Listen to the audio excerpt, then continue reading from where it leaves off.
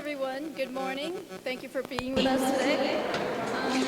Muchas gracias. Buenas tardes a todos. Bienvenidos a nuestra primera sesión plenaria, finalizar con la pobreza extrema.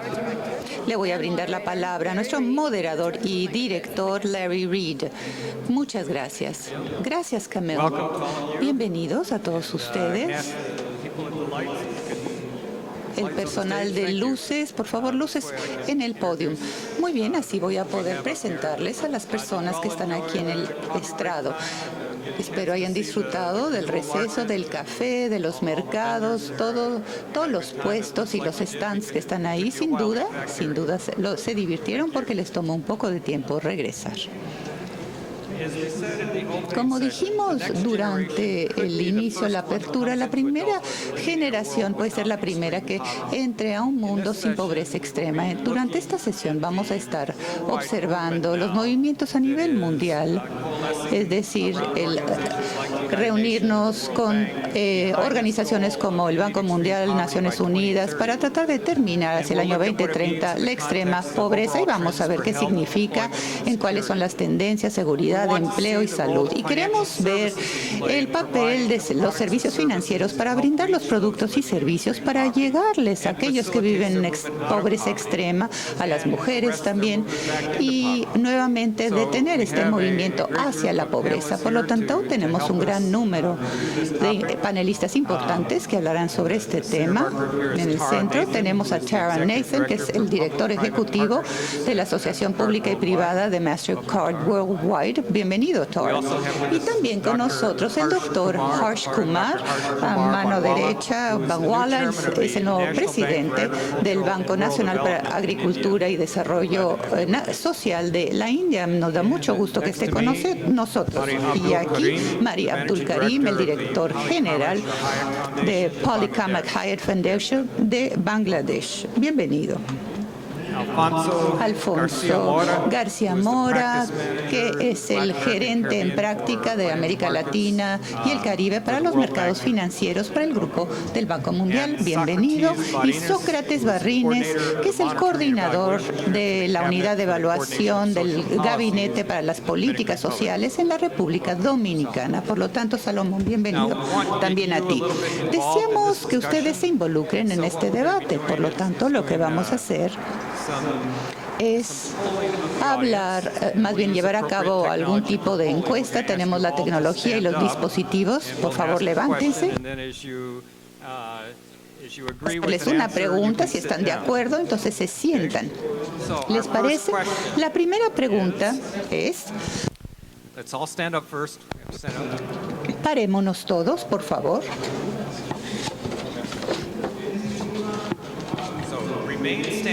Queden separados si están de acuerdo con la siguiente declaración. Si no están de acuerdo, se pueden sentar. Entonces voy a decir, podemos terminar con la pobreza extrema para el año 2030.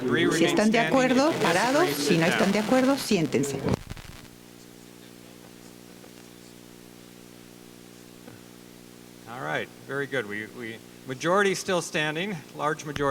La mayoría de ustedes siguen parados, algunos sentados. Va a ser un debate muy interesante al respecto. Aquellos de ustedes que están sentaditos, vuélvanse a parar, por favor.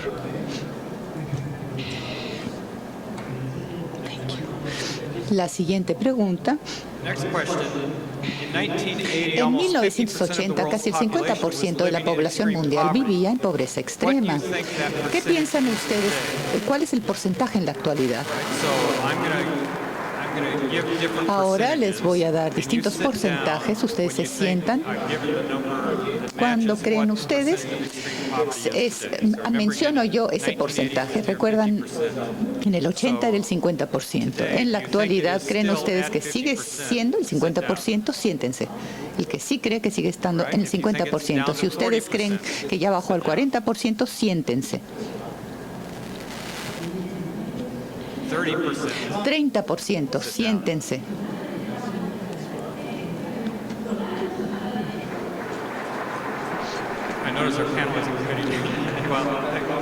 Nuestros panelistas no se han sentado. El 20%, siéntense. Y aquellos de ustedes que creen que ha bajado al 10% la pobreza, tomen asiento, por favor. Entonces aquí hay alguien que piensa que no ha bajado en lo absoluto, que se ha incrementado. No ofrecimos esa respuesta. Muy bien, entonces aquí vamos a ver la gráfica. Veámosla. Esta es una gráfica del Brookings Institute y les muestra la pobreza en su totalidad, el 50% en el 80, más o menos el 45%. Y verán ustedes que va bajando a los tiempos actuales en el año 2014. Esta línea en la parte central ha bajado a un 20, por debajo del 20%. Así que este es el progreso el avance más bien que se ha hecho a nivel mundial en terminar con la pobreza extrema. Ahora el Banco Mundial tiene metas al respecto. Alfonso, me gustaría que hablases sobre el Banco Mundial. Tiene todas estas cifras y tiene ya un blanco, una meta. Por lo tanto, háblanos de las metas del Banco Mundial en relación con la inclusión financiera para terminar con la pobreza y compartir la prosperidad. ¿Y cómo piensas que esto se podrá llevar a cabo? Muchísimas gracias. Tengo 3 minutos para esas preguntas. Va a ser un poco difícil. En resumen, creo yo que lo importante de estas 2 metas que el Banco Mundial, más bien el presidente, anunció esto el año pasado, es que probablemente es la primera ocasión que el banco en su historia tiene una meta específica, una cifra en específico de qué es lo que deseamos lograr. Los primeros objetivos es terminar con la pobreza extrema hacia el 2030. Significa que menos del 3% de la población vivirá con menos de $1.25 al día. Este es, por supuesto, una meta sumamente ambiciosa, pero es verídica, como hemos visto en la gráfica, que en los últimos 20 años ha bajado la pobreza extrema en el mundo, y también es cierto que esta tendencia ha sido a la evolución de China, que ellos tenían más de la mitad de las personas en pobreza extrema. La siguiente meta para el banco es promover la prosperidad. Por lo tanto, la idea es que el objetivo debería de ser no únicamente lograr y llegar a que esta gente en pobreza extrema, o también para aquellos que viven con $1.25 o $4, también mejoren en relación con su prosperidad de ingresos. Por lo tanto, estamos hablando de 1.7 mil millones de personas que son parte de este grupo, y el objetivo del banco es mejorar el ingreso de este 40% de los ingresos de esta población. Estas son las 2 metas. Y dichos objetivos, la idea es poder lograrlos de forma sistemática. ¿Por qué? Porque la idea principal es que la vulnerabilidad de la población que vive con $1.25 y $4 al día es enorme. Por lo tanto, cualquier crisis financiera, cualquier problema de cambio climático, cualquier desastre natural podría hacer que estas personas nuevamente entrasen a este rubro de pobreza extrema. Así que estos son los 2 objetivos básicos, y la idea principal es que el banco necesita ayudar con este cambio en el cual operamos. Necesitamos concentrarnos en estas 2 metas. Cada operación, cada momento, lo que hacemos en el Banco Mundial, necesitamos comprobar que existe una relación con estos 2 objetivos. Cualquier operación de préstamo necesitamos rendir cuentas y necesitamos demostrar que va a haber un impacto, o que habrá un impacto en estas 2 metas en específico. Gracias. Y en relación con este público, es decir, trabajar en el ámbito de la inclusión financiera, el Banco Mundial también tiene una meta sobre inclusión financiera según este movimiento al respecto. ¿Nos puedes hablar, por favor, en relación con esto? Más bien yo hablo más de las finanzas. Ese es mi papel en el banco. Entiendo que el presidente, tiene metas sumamente ambiciosas, que hacia el 2020 el 95% de la población tendrá acceso a financiamiento. Claro, es ambicioso, porque sabrán ustedes, en la actualidad hay más del 50% de la población en los países de bajos ingresos no tienen acceso a financiamiento, y pensamos que este es el primer paso en el proceso de la inclusión financiera, en el proceso de brindarle a las personas las herramientas para salir de esta situación de pobreza y hacia la prosperidad. Por lo tanto, esta meta del 95% es sumamente ambicioso. De hecho, enfatizo que la situación en la actualidad es sumamente heterogénea. Si uno ve tres casos distintos, Kenia, India o Brasil, tienes 4 países en que el acceso al financiamiento es completamente distinto. Y cómo funcionan los gobiernos en incrementar este acceso a financiamiento es muy distinto también. Por lo tanto, la idea es que no hay solo un modelo o solución al respecto, pero hay distintas opciones dependiendo de la situación de cada país y la estructura de dichos países. Gracias. También los otros miembros del panel, estas 2 metas, inclusión financiera. El Banco Mundial siempre deja un porcentaje. Cero pobreza significa por debajo del 3%. Por lo tanto, los estadistas en el Banco Mundial desean dejar espacio para estos errores. Por favor, una perspectiva de parte de ustedes sobre esta meta. ¿Creen ustedes que esto es posible? ¿Creen ustedes que podemos lograr completa inclusión financiera hacia el 2020, terminar la pobreza hacia el 2030? Tara, trabajando tú en un negocio privado que trabaja hacia la construcción de sistemas financieros que brindan servicios a una población más amplia. ¿Es esto algo que Macro Worldwide ve como algo posible? Creo que si ves las cifras que presentaste en la gráfica y todos los estudios llevados a cabo por el Banco Mundial, vemos un gran progreso. Y creo que hay trabajo seminal llevado a cabo por la FI 2020 con acción que hablaba de cómo cada año de 20-30% de los pobres extremos salen de esta pobreza y los retos, como hemos dicho anteriormente, que el mismo porcentaje nuevamente cae en la pobreza extrema. Creo que ese es el reto. Y creo que en donde Mastercard Worldwide tenemos un papel muy importante que llevar a cabo, que es en este ámbito del financiamiento. Entonces, ¿cómo apoyas este acceso y la infraestructura para poder brindar un estabilizador para las personas y los ingresos, para poderles brindar lugares seguros para el bienestar, para poder brindar también mayor acceso? Y cuando hablo de acceso, no únicamente acceso a un banco actual, pero físico, digital también. Reconstruir los caminos financieros que permitan el bienestar en cuestión de remesas. Saben ustedes, hay 22,000 millones de dólares al año que entran a México sencillamente de remesas.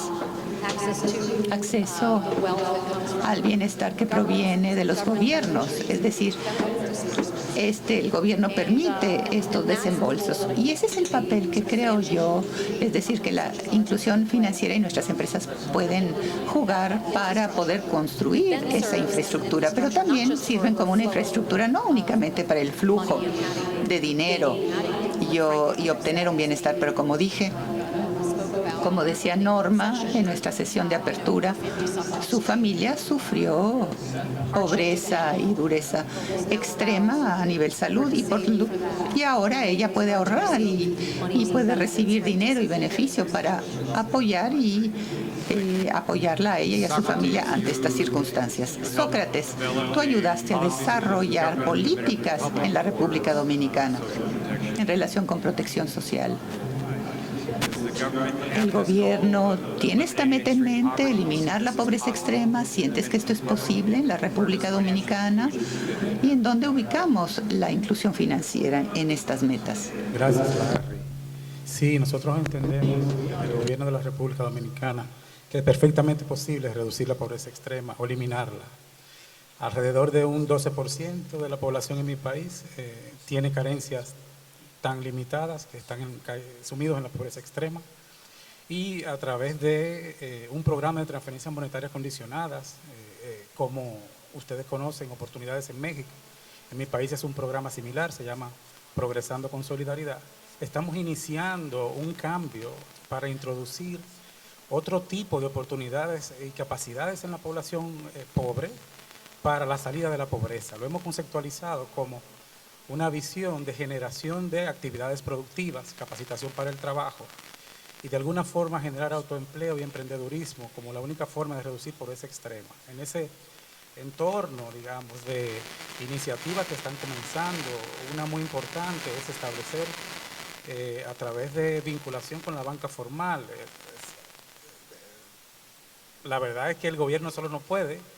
Nosotros entendemos que el desarrollo tiene que generarse con la gobernanza y alianza estratégica con instituciones de la sociedad civil, como ONG, la banca formal, etcétera. Y estamos haciendo una prueba de cómo introducir a un programa de transferencias monetarias condicionadas cultura de ahorro y que pueda de alguna forma la familia dominicana pobre generar por dos vías un cambio en términos de patrón de comportamiento hacia el ahorro. Por una parte queremos desarrollar grupos de ahorro comunitarios en las comunidades muy pobres a nivel local, generando capacidades allá abajo, ¿verdad?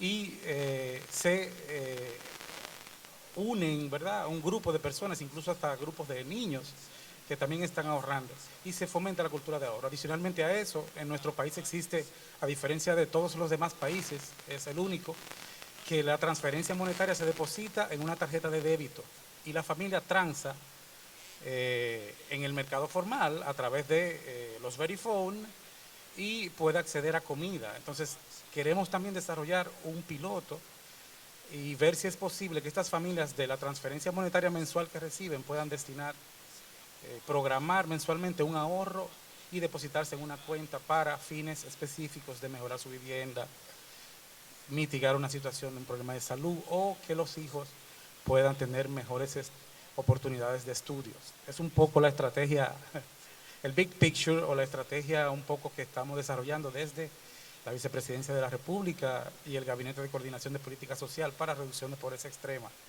Pero lo que estamos viendo, o la experiencia de 10 años, es que mientras invertíamos en el acceso a la salud, a la educación, sí teníamos indicadores interesantes de impacto, como que una mujer por primera vez hace un Papa Nicolau a los 60 años, en mi país, por ejemplo, y el programa contribuyó a eso, el acceso de los niños a controles de vacunación adecuados, pero no se veía una distancia realmente en términos de línea de pobreza. A partir del año 2012, cuando se inician estos cursos de capacitación, emprendedurismo, autoempleo, generación de una nueva cultura hacia generación de opciones productivas y cultura de ahorro, es que estamos viendo realmente un cambio en términos de línea de pobreza. Gracias. Now, for Harsh and Kareem, I'm going to include your answers after Voy a the next incluir sus poll. respuestas hasta la siguiente encuesta. So, everyone stand up again. Todos levántense nuevamente, por favor. Question this time, La pregunta ahora, sit down if y you se disagree. sientan si no están de acuerdo, la pregunta es, no podemos terminar con la pobreza extrema sin las inversiones masivas del gobierno y cuidando a los pobres. La pregunta es, no podemos terminar con la pobreza extrema sin que los gobiernos inviertan masivamente en el cuidado de los pobres. Por lo tanto, si están en desacuerdo, siéntense. Si están de acuerdo, manténganse parados.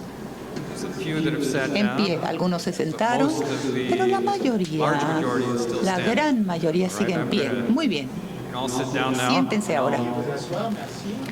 Y ahora un par de preguntas más con aquellos que trabajan con las agencias gubernamentales que piensan al respecto, cuál es el papel del gobierno, cómo se vinculan con los demás actores, cómo trabajan con los bancos estatales. Tú eres como un puente entre el sector privado y el gobierno. ¿Cómo ves terminar con la pobreza extrema? Tú tienes un gran reto en terminar la pobreza extrema. ¿Cómo puedes verlo? ¿Cómo se llevará a cabo? Y el papel del gobierno y el papel de las empresas privadas.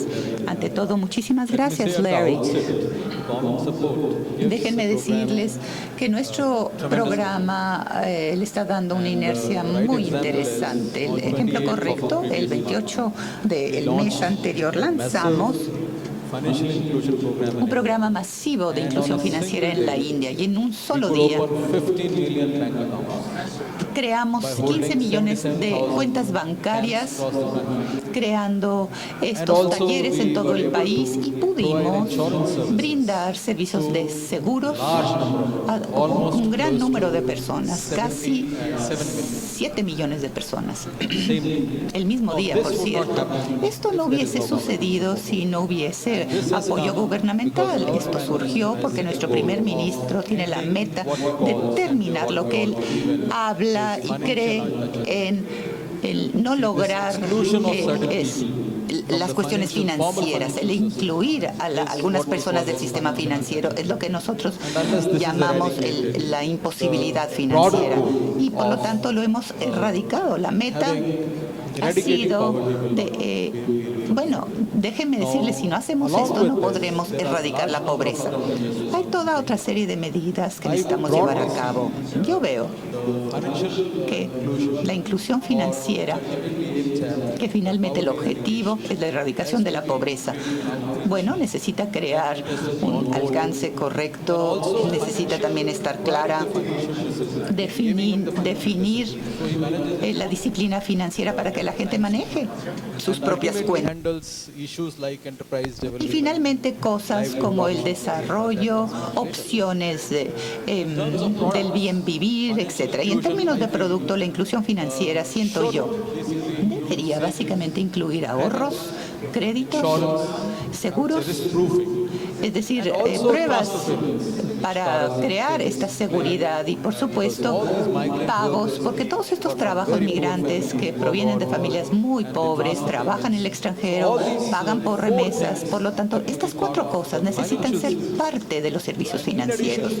Aunado a los servicios financieros, para la erradicación de la pobreza necesitas tener un enfoque crediticio, y este enfoque crediticio necesita ofrecerte servicios no financieros que incluyen la infraestructura, que incluyan también lo digital, como también infraestructura física, y también deberían de incluir, yo diría, salud, vivienda, este tipo de cosas. Este tipo de servicio en sí mismo necesitaría concentrarse en un área en específico, porque aunque a menos a que adoptemos este enfoque, comunidades como ustedes, no es únicamente público-privado, conjuntamente con la comunidad más amplia.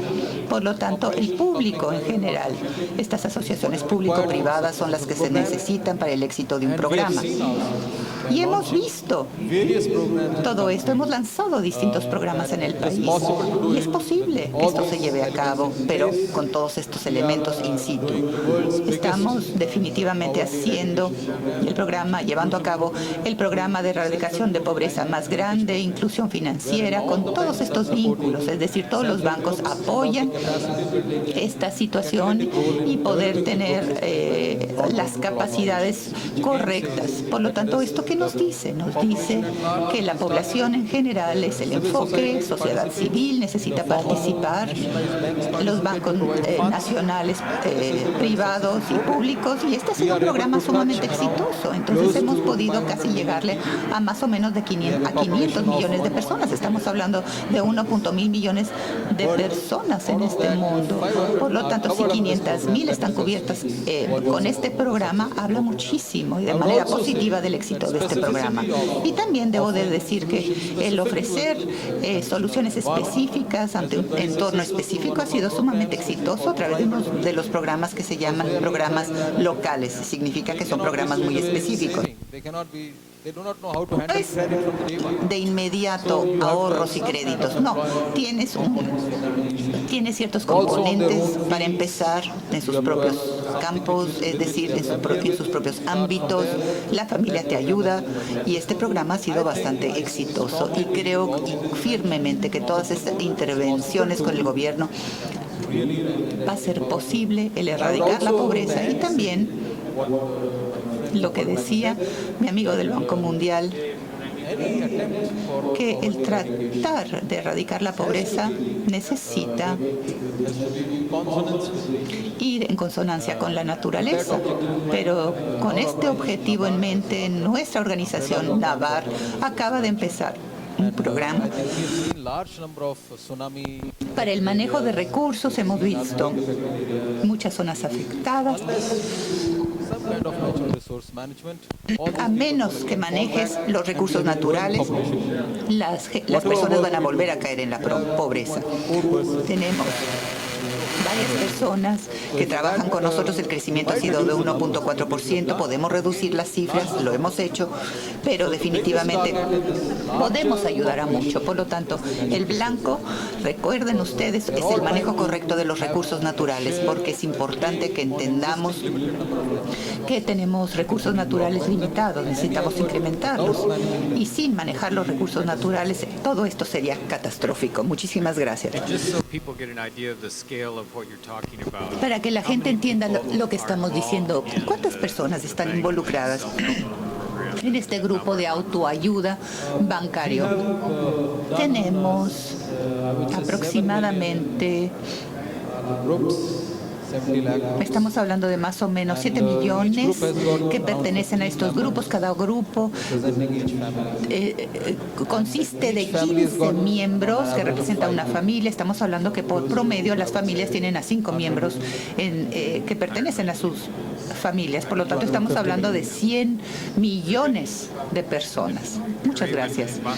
En Bangladesh, Karina, tú tienes un papel muy parecido, digamos un formato distinto, pero también es un puente entre el gobierno y las instituciones microfinancieras financieras. ¿Cómo ves esta meta de erradicar la pobreza extrema? ¿Cuál es el papel de las instituciones públicas y privadas?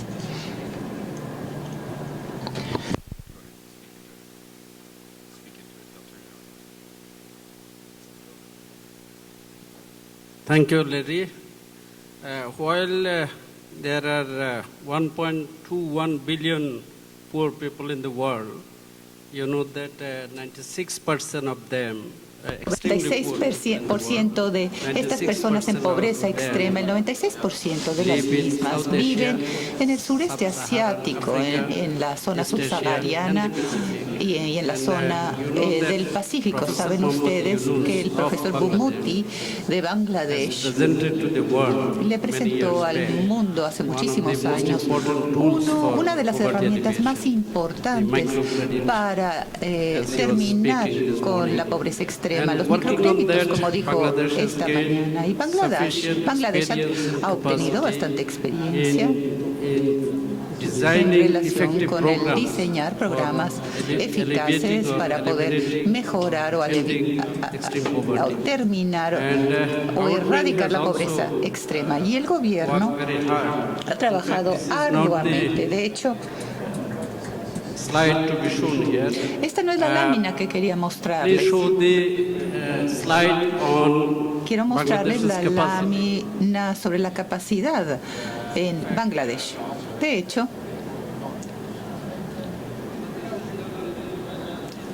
a Bangladesh le ha ido muy bien en la erradicación de extrema pobreza, es decir, se han creado capacitaciones, es decir, hemos logrado con las metas del milenio para poder reducir la pobreza.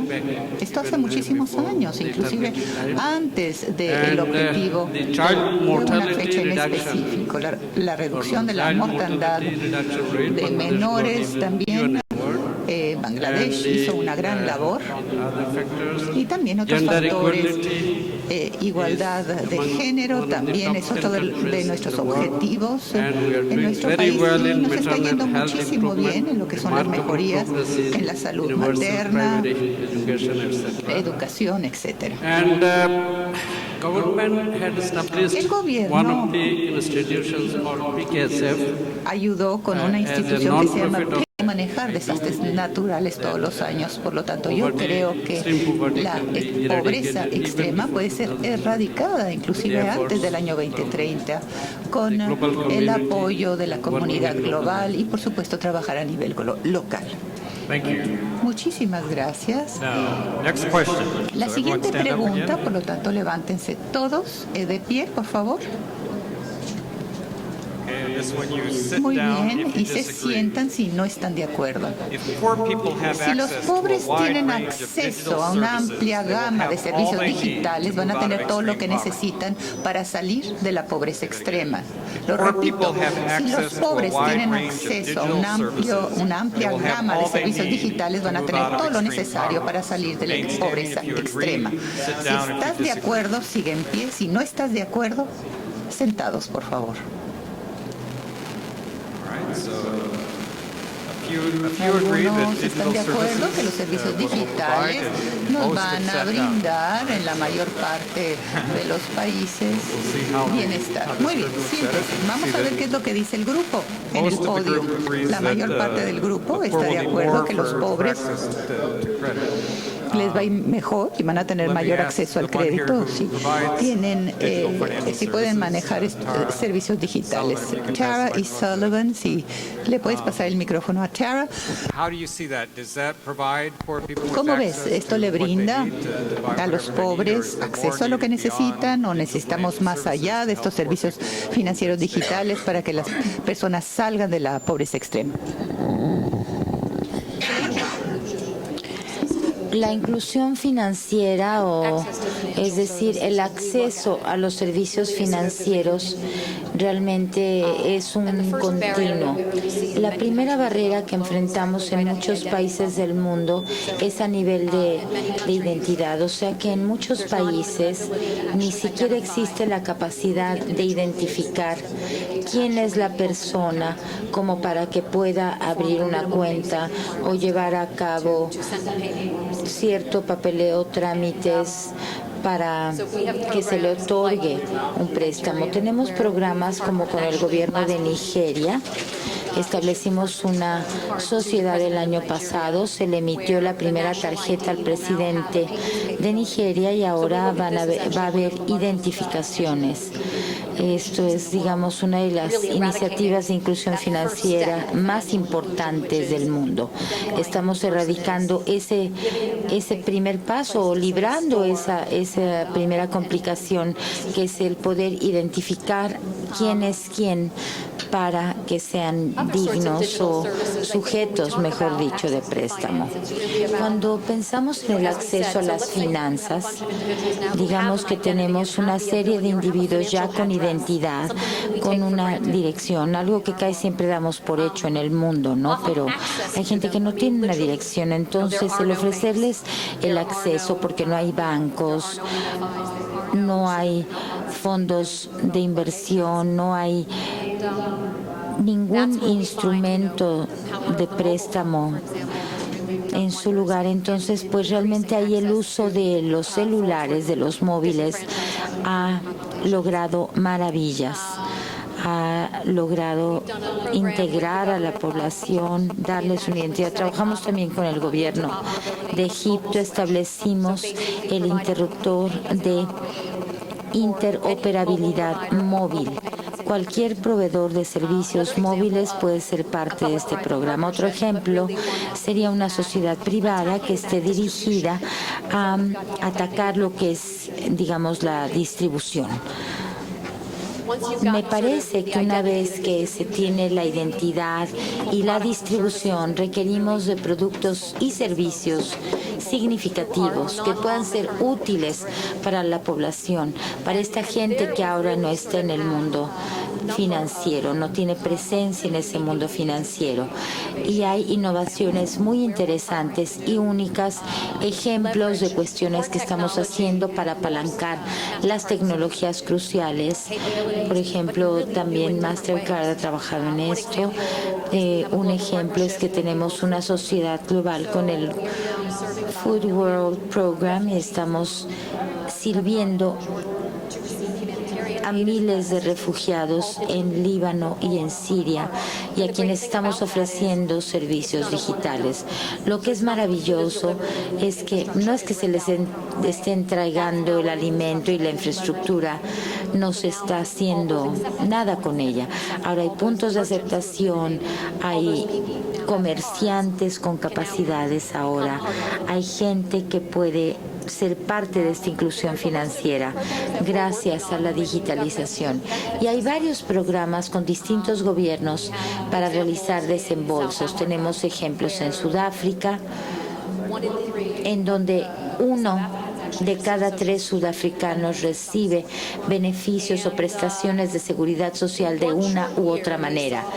En tan solo un año hubo ahorros por más de 190 millones de dólares al hacer el cambio a los servicios digitales. Esta es la eficiencia que se logra y el gobierno puede tomar estos dólares y distribuirlos en las comunidades.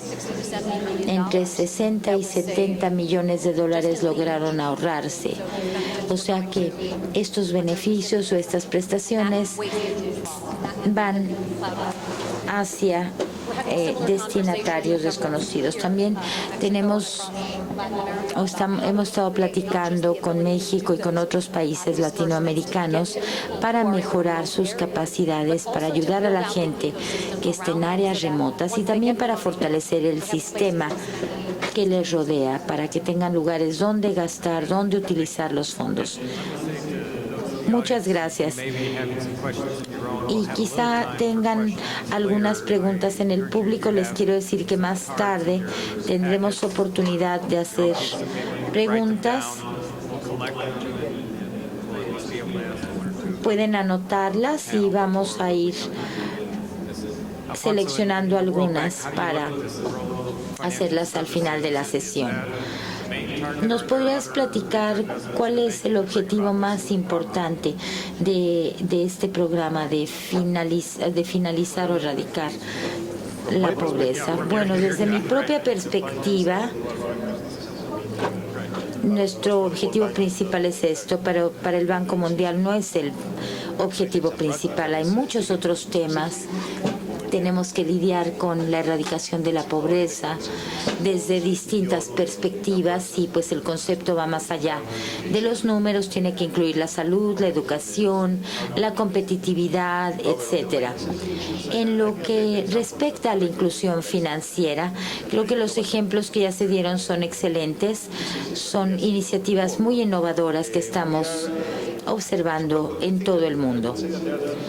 Me parece que hay 3 pilares fundamentales en lo que respecta a la inclusión financiera. En primer lugar, ¿quién debe ser el campeón? ¿Quién debe jugar el papel de líder en esta inclusión financiera, sobre todo en áreas remotas y en áreas en donde nos resulta rentable llegar a esa parte de la población, en donde el sector privado realmente no va a contar con los incentivos monetarios como para ofrecer el servicio a la población? Entonces, el papel del gobierno y de las instituciones multilaterales es muy significativo para reducir la brecha y también para ofrecer los servicios financieros a esta gente. Las innovaciones, el acceso digital, el ejemplo de Kenia, por ejemplo, de la banca móvil es extraordinario y hay otros muy buenos ejemplos alrededor del mundo. Pero la conclusión aquí me resulta muy clara. Cuando hablamos del acceso a las finanzas, no de la inclusión financiera, digamos que el primer paso es el acceso a los servicios financieros. No estamos hablando de cuentas de depósito, de cuentas bancarias, sino de 3 maneras que nos pueden ayudar en este sentido. Y cuando hablamos de los depósitos, hay un marco regulatorio muy estricto, eso es relevante, hay que tenerlo en consideración y para lograr el objetivo a veces perdemos de vista la imagen global. Y esta es que siempre que hay una crisis financiera o algún problema económico, los más vulnerables son quienes menos tienen, quienes trabajan en un contexto o en un sistema que presenta muchos obstáculos. O sea que todo esto debe estar acompañado por iniciativas claras y decididas dentro del marco regulatorio adecuado. El tercer pilar es la protección del cliente, o sea, que no solo hablamos desde el punto de vista burocrático ni institucional, sino también sobre el punto de vista del consumidor. Este es un tema importante. En muchos países hemos observado que el acceso a los servicios financieros puede llevarnos a un sobreendeudamiento, a un endeudamiento excesivo en un contexto en que el acceso a los servicios financieros se puede convertir en una iniciativa muy rápida. Hay que considerar todos estos factores al tratar de abordar el problema del acceso a las finanzas. Y como el acceso a las finanzas no es un objetivo per se, sí es una manera de tener mayor inclusión financiera, tener acceso a una cuenta de ahorro, a un crédito, y probablemente el segundo paso es aquel en el que realmente necesitamos trabajar más, porque es el paso crítico para volverse realmente productivo para la economía y mantener un crecimiento sustentable y así lograr nuestras dos grandes metas. Muchas gracias. Bueno, y sí, me parece que lo que se está haciendo es muy útil. Sé que ustedes están invirtiendo, que no solo están ofreciendo servicios financieros, sino que están trabajando para ofrecer otros servicios. ¿Qué es lo que están haciendo en este sentido? Bueno, muchas gracias, Larry. A nivel básico, estamos trabajando con un problema que es multidimensional y requiere de soluciones de dimensiones múltiples también. Tenemos que trabajar con las organizaciones de manera consistente, aportar ideas innovadoras e identificar cuáles son los problemas que han llevado a la situación de pobreza extrema.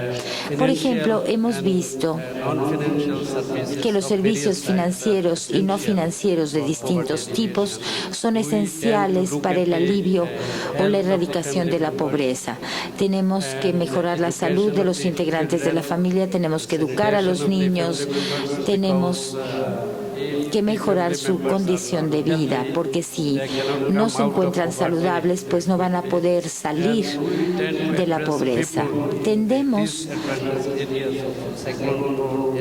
a ayudar a la gente en zonas de desastre cuando han sido víctimas de accidentes naturales o desastres naturales, pero pues realmente tenemos que trabajar de manera más constante. Tenemos que adoptar un abordaje global, ofrecer paquetes financieros y no financieros. En Bangladesh hemos logrado resultados impresionantes. Estamos mucho mejor que otros países, incluso que nuestros vecinos, después de haber adoptado estas medidas. A ver, otra pregunta, si se pueden poner de pie. La pregunta es la siguiente. Con la llegada de los servicios financieros digitales, todos los que tienen acceso de bajo costo a los servicios financieros adecuados van a desaparecer con esto los sistemas grupales. Repito, con la llegada de los servicios financieros digitales, los programas grupales van a desaparecer. Quédense de pie si están de acuerdo, siéntense si están en desacuerdo. Entonces parece que la mayoría está de acuerdo. Piensan que los sistemas grupales seguirán existiendo y que el acceso individual nos va a llevar a un mayor acceso a servicios individuales, pero que los grupos no van a desaparecer. Bueno, algunos siguen parados. A ver, permíteme preguntarte, Harsh, porque tú estás apoyando el sistema grupal y el gobierno de la India tiene programas muy específicos que están ofreciendo servicios financieros digitales. ¿Cuál es tu visión en este sentido? Bueno, me parece que los grupos van en aumento y el número de servicios también se está multiplicando. A ver, ¿cómo es que entendemos que funciona todo esto? Si existe un límite externo que se llama la institución financiera o el intermediario, el individuo tiene acceso a través de medios digitales y, por supuesto, con el fin de obtener beneficios y de evitarse ciertas fugas, va a retirarse de este sistema, pero digamos que no hay suficientes grupos que a veces tienen que sobrevivir de manera individual y contribuir a la sociedad. Si dejamos de agregar valor a la sociedad en términos generales, bueno, los individuos dejarían de existir en este sentido, pues no, porque el hecho de que se requiere de la ayuda del otro, esta reciprocidad va a prosperar y vamos a ver una meta alternativa que va a tener 2 o 3 dimensiones. Va a haber mayor disciplina financiera en los individuos y esto se da mejor a nivel grupal porque hay presión de grupo, porque el apoyo del grupo está ahí en todo momento y el liderazgo del grupo también sirve como guía en muchos sentidos. Entonces, todo esto tiene un efecto acumulativo, el conocimiento también va en aumento y los servicios se siguen prestando, por eso pensamos que el enfoque de grupos no va a desaparecer. Y de hecho en algunos casos se complementa uno al otro. Cuando, por ejemplo, estamos trabajando en la conectividad o en la extensión digital, establecemos, no sé, centros, unidades, correspondencias, cualquiera que sea el nombre que se le asigne. Se aprovecha que el hecho de que todo el mundo esté cooperando y en ocasiones encontramos que los esfuerzos individuales no son tan lucrativos o tan provechosos como los del grupo. Es por esto que los integrantes de los grupos de autoayuda pues, van llevando las cuentas, saben cómo hacer difusión, conocen el idioma de la localidad. O sea, son herramientas esenciales y me parece que también juegan un papel básico en la digitalización. El enfoque no puede ser aislado, no funcionaría. Tiene que ser parte de la revolución digital, tiene que haber un amplio rango de operaciones, mayor conectividad y todos los integrantes deben recibir todos los beneficios que pueden venir a través de los seguros o de los sistemas de pagos, etcétera. Gracias. Y Salomón, bueno, tú estás trabajando con grupos de ahorro como parte del programa de transferencia de efectivo. Si pudieras entregar estos pagos directamente o depositarlos a través de medios digitales en las cuentas individuales, ¿lo harías? ¿Crees que el grupo funcionaría también mejor en este caso?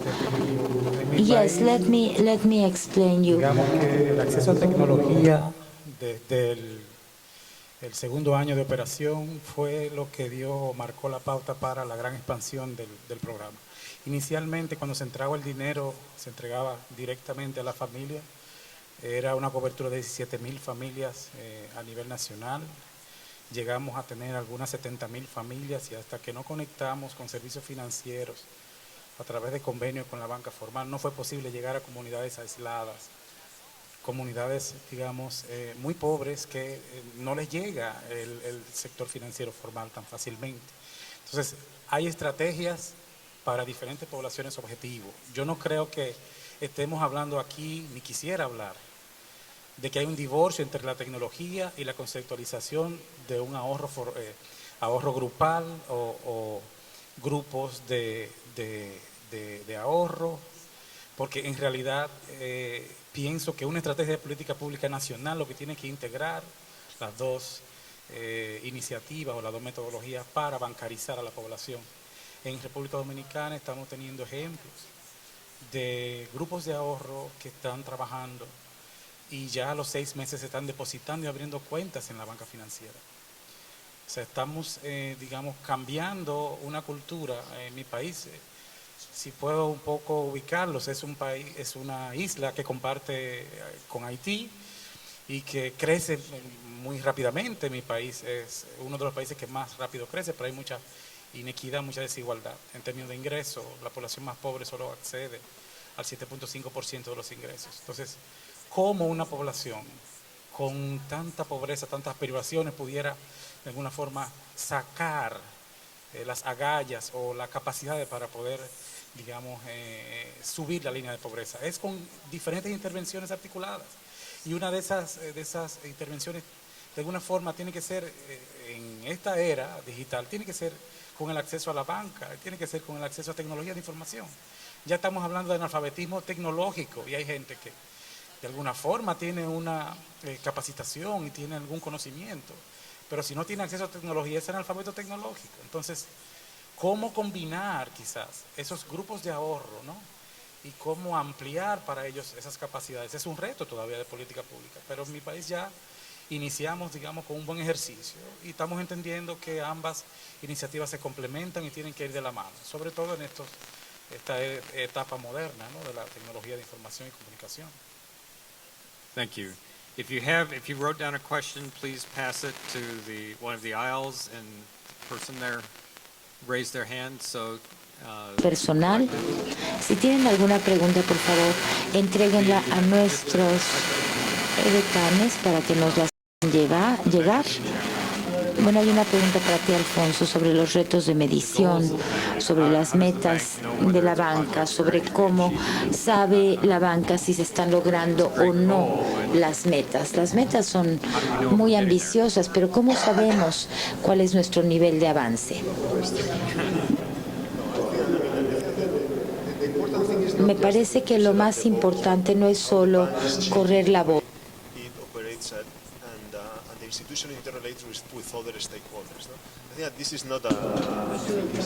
Esta no es una institución única.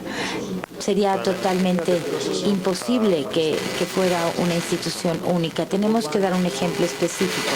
El Banco Mundial trabaja trabaja con lo que conocemos como CPS, que es la estrategia por país, lo que el Banco Mundial define con cada país cada 4 años. Entonces, para emprender esta estrategia, hablamos con todas las partes interesadas, quienes trabajan en el país, con las distintas organizaciones, sectores, instituciones y, por supuesto, con el gobierno, para definir cuáles son las actividades más importantes que se enfrentan y cuáles son las metas que se buscan.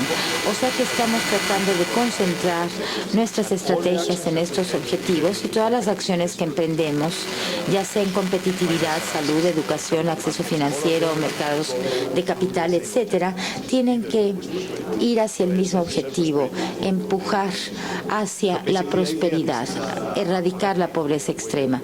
O sea que esta es una manera colectiva de trabajar y el banco también está modificando la estructura. Estamos trabajando a través de lo que se llama una banca de soluciones. O sea, estamos ofreciendo asistencia técnica y compartiendo las experiencias exitosas de todo el mundo, de todas las regiones, porque nos parecen muy valiosas per se. Así que, para darles otro ejemplo, hemos articulado lo que se conoce como la experiencia sur-sur. Estamos tratando de poner en contacto a gente que está haciendo cosas interesantes, por ejemplo, en Indonesia, las llevamos a Colombia para que les enseñen a los colombianos cómo han resuelto ciertos problemas en particular.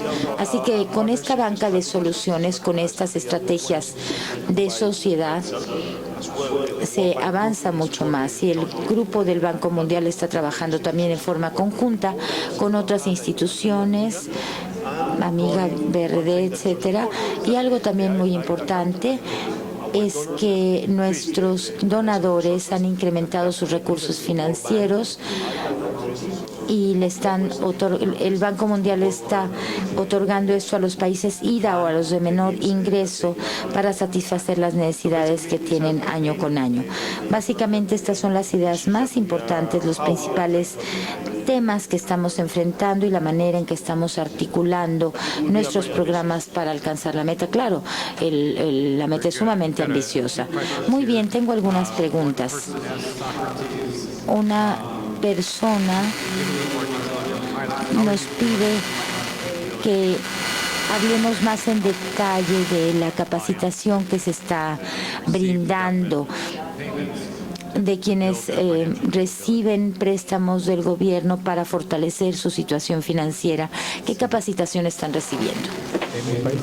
Well, in my country, un programa de bancarización que no inicia con aperturar una cuenta, sino nosotros estamos estableciendo un circuito o un nivel inicial mínimo, un primer piso de capacitación financiera, y luego estos beneficiarios pasan a otros niveles de desarrollo, generando microemprendimientos, apoyos para negocios, y luego entonces es que se da el proceso de bancarización. Para nosotros es un objetivo de bancarizar, pero inicia con la creación de capacidades mínimas y construyendo pisos como una escalera hacia arriba.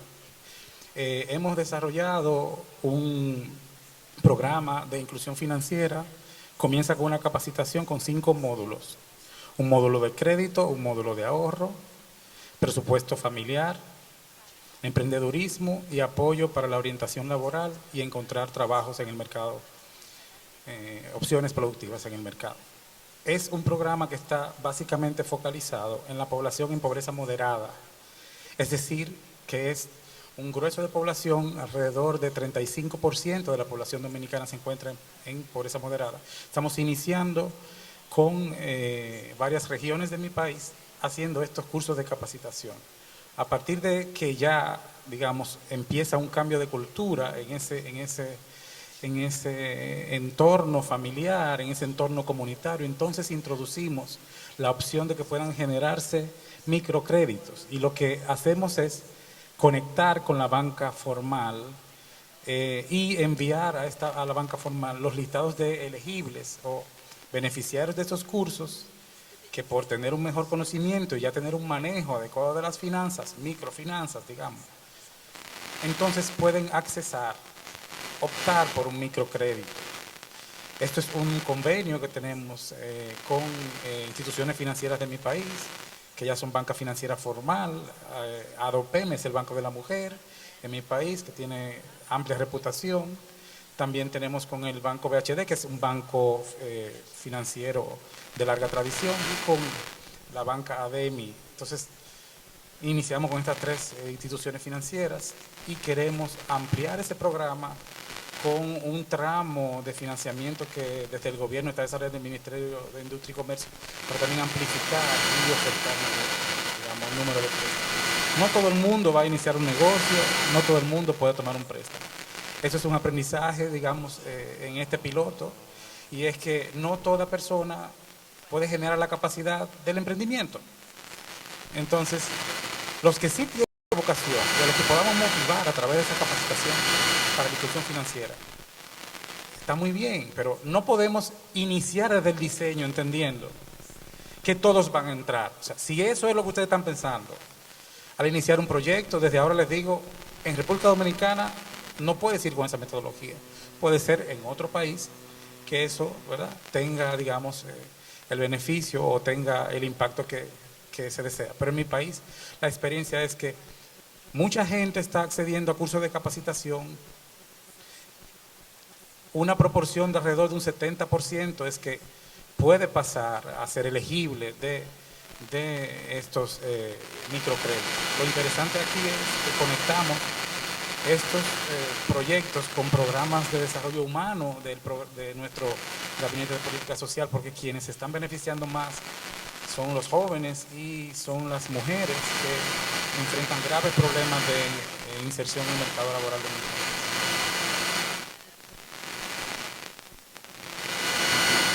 question here has Otra pregunta que tiene que ver con objetivos de competencia dentro del sistema financiero, sobre todo en lo que respecta con políticas o prácticas contra el lavado de dinero, regulaciones, como cada vez es más difícil llegar a esa gente que ha sido dejado fuera del sistema financiero, pues no tiene una identidad bien establecida que pudiera ayudarles a tener acceso a un préstamo o a instrumentos económicos. En India se está trabajando mucho con esto. ¿Cómo lidian con el problema del lavado de dinero y cómo incluyen a aquellos que han sido dejados fuera del sistema financiero? ¿Cómo es que Mastercard ha superado estos problemas de lavado de dinero y cómo se ofrecen servicios financieros a quienes se encuentran en áreas remotas o quienes no cuentan con la documentación tradicional que se requiere? Me parece que en lo que respecta a la regulación, pues hemos llamado la atención de los bancos tradicionales, de los bancos ya establecidos. No empezamos trabajando con los bancos pequeños. Recientemente asistí a una conferencia sobre el tema y pues vemos que es un problema que data ya de muchos años. A veces nos tomaba hasta 10 años cerrar una cuenta. Ahora con el sistema de pagos y si se cuenta con la educación o el conocimiento necesario, aún así se tienen que ir hasta 10 veces al banco para intentar cerrar una cuenta. O sea, las cosas se han empeorado. Entonces, esto va en contra del principio de la inclusión financiera. Nosotros lo que decidimos fue que se introdujera una nueva opción a la par de estas políticas contra el lavado del dinero. Las nuevas normas, que son bastante rígidas en ciertos aspectos, establecen que algunas cuentas, por ejemplo, las extranjeras, están siendo monitoreadas muy de cerca. Se necesita dar prueba de residencia para abrir una cuenta. Ese es el tipo de identidad que se requiere. Eso por una parte. En segundo lugar, y de manera simultánea, hemos iniciado un programa que es el programa de identificación única. Cada individuo recibe un número de identificación único con base en ciertas características de seguridad. Y una vez que se cumple con este trámite, bueno, ya se han cubierto 600 millones de personas, un número bastante significativo, pero el reto todavía es enorme, todavía tenemos mucho trabajo por hacer. Ahora, si se lograra digitalizar esto, sería mucho más fácil abrir cuentas y lograr la digitalización. Por otra parte, tener acceso a estos servicios financieros a través de la digitalización. Con esta norma COASI, entonces, pues podemos trabajar mano a mano y luchar contra el lavado de dinero, incluir mayores características de seguridad que nos resultan sumamente útiles. Al mismo tiempo, hemos iniciado un programa para los gerentes en áreas remotas, en áreas rurales, y les hemos dejado muy claro lo importante que es establecer políticas contra el lavado del dinero y seguirlas al pie de la letra. Entonces, esto, junto con los planes financieros, ha funcionado de maravilla. Salomón, ¿me pasas el micrófono, por favor? Creo que mi colega habló de ideas muy interesantes. Número uno, desde una perspectiva del regulador, este enfoque de este país. Es decir, ¿cómo podemos nosotros los reguladores desarrollar un proceso en donde cuentas o cierto tipo de cuentas requieren de conocer a tu cliente. Esto es algo interesante. Y el otro enfoque es el observar.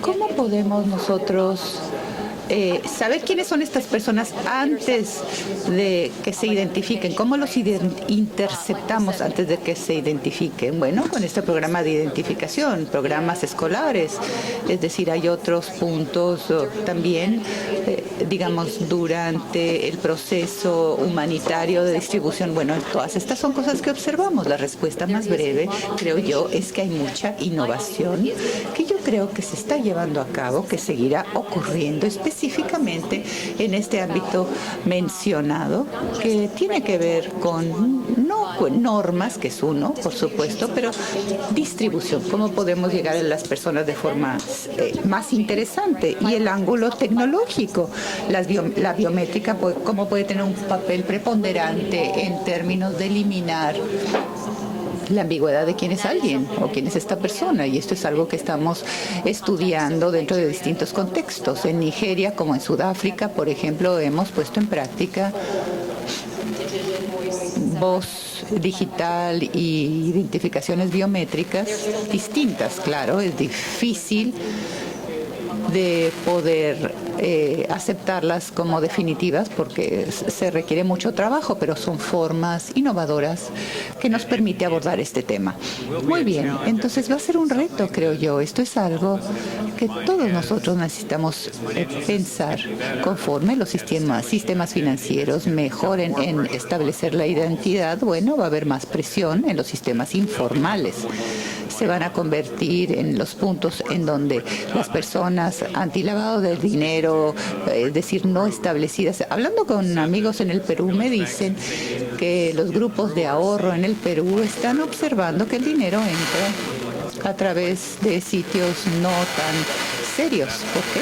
Porque esa es la manera en la cual los que lavan el dinero circunvaden el sistema. No es solamente un proceso de acceso. Vamos a tener que enfrentar nosotros como una comunidad, conforme los reglamentos sean más fuertes. Bueno, ¿cómo vamos a poder averiguar todo esto? El Banco Mundial ve un papel para estos grupos de ahorro, de inclusión financiera completa, o nada más observas el sector comercial para poder lograr todo esto. Definitivamente tenemos un lugar para estas instituciones microfinancieras, cooperativas, bancos de ahorro, todos los que toman depósitos y los que no.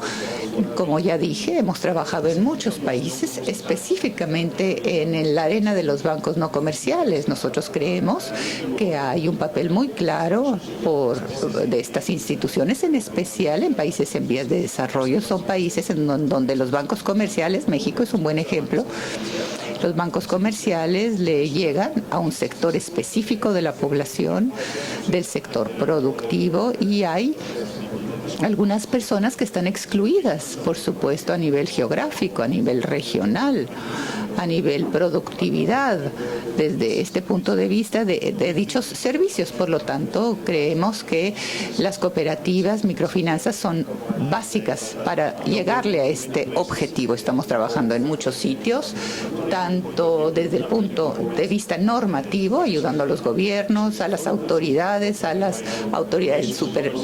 de supervisión, y también desde el punto de vista inversión. Nuestros colegas de la IFC son sumamente activos en las instituciones microfinancieras y otro tipo de instituciones financieras. Por lo tanto, definitivamente hay un lugar, un sitio, un papel a jugar, y el Banco Mundial, bueno, apoya este tipo de instituciones. Muchas gracias.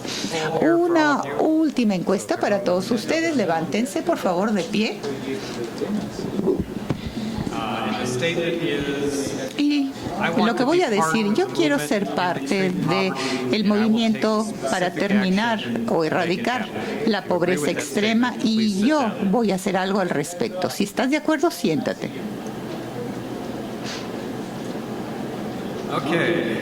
Muy bien, muy bien. Todos ustedes. Aquí la presión de sus pares funcionó, ¿verdad? Qué bueno, qué bueno.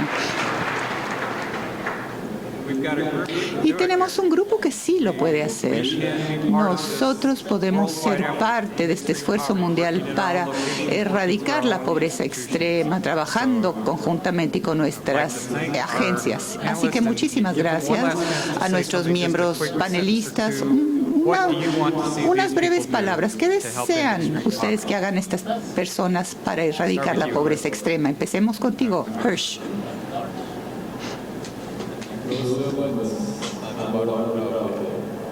Yo creo que el ser parte de estas cumbres, y como dijimos esta mañana, necesitamos trabajar con dedicación, con confianza, y no únicamente confianza en nosotros mismos, pero confianza en aquellos que han sido excluidos.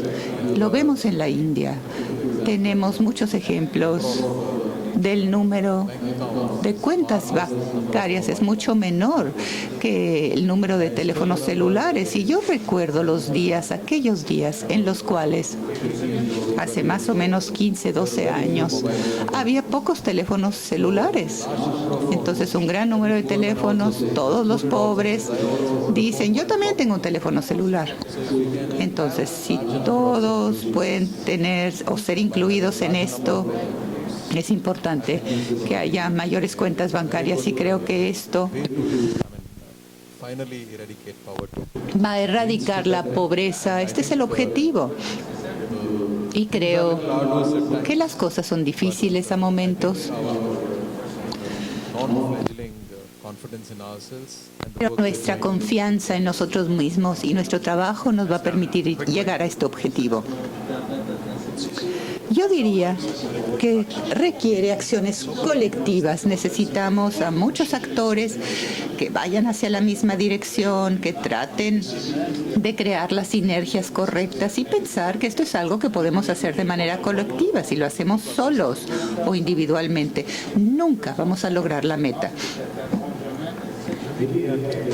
Soltaría a dejar un poco lo académico y bajar hacia abajo a lo comunitario, evaluar y ver todavía cuáles son las brechas de nuestras poblaciones vulnerables, como los discapacitados, las mujeres, los jóvenes que no tienen acceso a bancarización ni a centros digitales para poder formarse en tecnología. Que todos, digamos, diseñemos una estrategia en conjunto innovadora, pensando que no solamente lo que se prueba científicamente puede dar resultados, que no entendamos que la solución está en una sola estrategia, sino pensar en una estrategia integrada de diferentes alternativas, diferentes metodologías, como lo que hemos un poco comentado aquí. No es solamente grupos solidarios de ahorro o pasar a un proceso de bancarización completa de toda la población, sino complementar las estrategias de política pública hacia un solo objetivo. Yo creo que si nos ponemos de acuerdo todos en un objetivo, podremos nosotros lograr ese desarrollo humano que todos anhelamos, ¿no? Les invito a que puedan entonces, en conjunto con nosotros, ir a la República Dominicana y conocer los proyectos de ahorro que tenemos con Fundación Capital, proyectos de microcréditos con ADOPEM, Banco de la Mujer, diferentes instituciones y en general los planes de reducción de pobreza de la República Dominicana.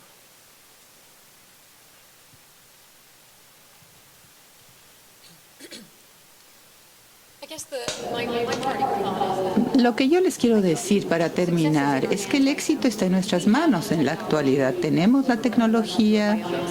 Creo que voy a hacer un comercial biónico para que las cosas sean más fuertes y mejor que antes. Bueno, tenemos la tecnología, tenemos los productos, las capacidades. Me encanta el punto de Alfonso que dice, ahora tiene que ver cómo nos reunimos todos y vayamos hacia el mismo camino. Tenemos la capacidad para hacerlo hoy si decidimos. Esto incluye el gobierno, el sector privado, organizaciones de desarrollo. ¿Cómo trabajamos conjuntamente para innovar conjuntamente de manera tal que afecte este objetivo que tenemos en común.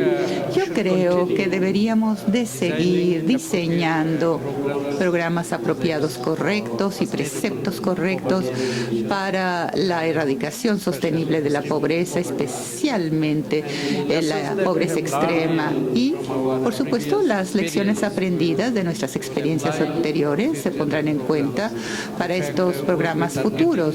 Estamos enfocándonos a las personas correctas, a los grupos correctos. La naturaleza del programa tiene que ser a largo plazo. No puedes aliviar la pobreza extrema en programas de 2 o 3 años, no. Y las intervenciones de programas tienen que ser innovadoras en su naturaleza, dependiendo de su demanda y de la capacidad para poder utilizar los recursos. Y creo que la diversificación de ingresos, inclusive los en extrema pobreza, necesitan ser tomados en consideración. Y un componente que es importante es acceso a los mercados y a los productos a través de todas estas actividades. Hemos estudiado este aspecto del programa. Vamos a tener más cuidado en el diseño de programas futuros. Y de hecho, estos programas Pick Self no va a enfocarse a las personas en pobreza extrema, digamos en el umbral de pobreza extrema, pero en pobreza sostenible. Esa es nuestra meta. Vamos a diseñar programas de mejoría de pobreza extrema. Vamos a diseñar los programas más costo efectivos y ponerlos en práctica de acuerdo. Vamos a agradecerles a nuestros miembros del panel por sus aportaciones tan estimulantes.